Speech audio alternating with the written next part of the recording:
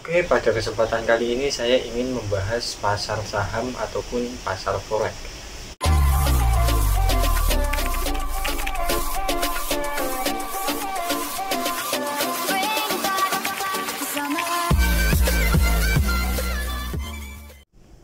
Pasar saham, dua kata yang mungkin orang-orang pikir pasar saham ini hanyalah mainannya orang-orang kaya yang berada di pusat kota dan mereka itu memakai jas. Tapi mungkin sudah banyak yang sadar bahwa investasi itu tidak hanya untuk mereka-mereka orang kaya yang memakai jas, akan tetapi bisa untuk diri kita, tetangga, ataupun kerabat-kerabat dekat yang ada di sekitar kita. Yaps, dari semua itu mungkin kita sudah sering mendengar banyak cerita tentang pasar saham ini. Tapi untuk paling simpelnya, gimana sih cara kerja pasar saham itu? Nah, selanjutnya untuk membahas semua itu, kita itu harus tahu dulu bahwa pasar saham itu sebenarnya sama seperti pasar-pasar yang ada di Indonesia ini. Dimana untuk sistemnya, kita yang datang ke pasar berperan sebagai investor yang pastinya sudah cukup siap untuk melakukan transaksi. Setelah itu, di dalamnya ada beberapa macam toko yang juga jualan berbagai macam-macam produk. Dan kalau melihat yang sebenarnya, di pasar juga akan ada barang-barang yang sangat laku dan ada juga barang-barang yang sama sekali tidak laku sampai harganya mengalami penurunan secara terus-menerus. Dan seperti itulah ibarat dari pasar saham yang pergerakannya naik dan turun. Nah, terus bagaimana sih terkadang ada harga saham yang terus-menerus mengalami kenaikan dan sebaliknya terkadang juga ada harga saham yang terus-menerus mengalami penurunan.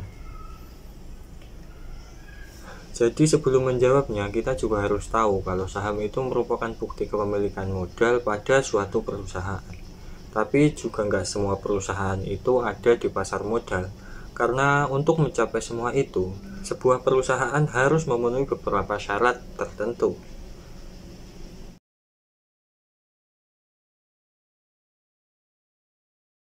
Nah, untuk pemahaman mudahnya seperti ini. Misal ada orang yang jualan lontong. Suatu saat usahanya semakin maju dan buka lontong di mana-mana.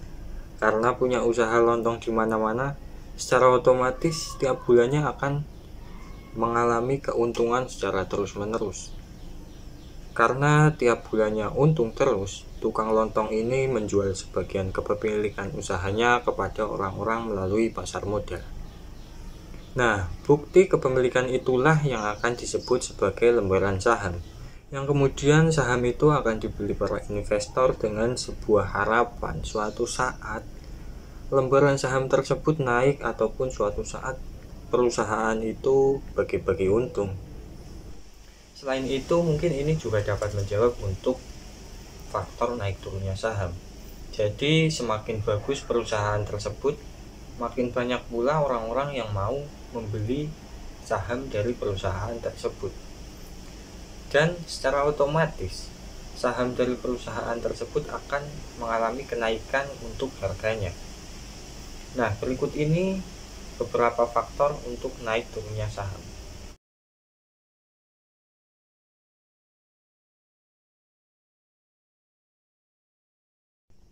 Investasi emang menawarkan ratusan persen keuntungan. Akan tetapi di sisi lain, resiko juga tidak kalah menakutkan dari keuntungan tersebut. Jadi, nothing is perfect and nothing is impossible.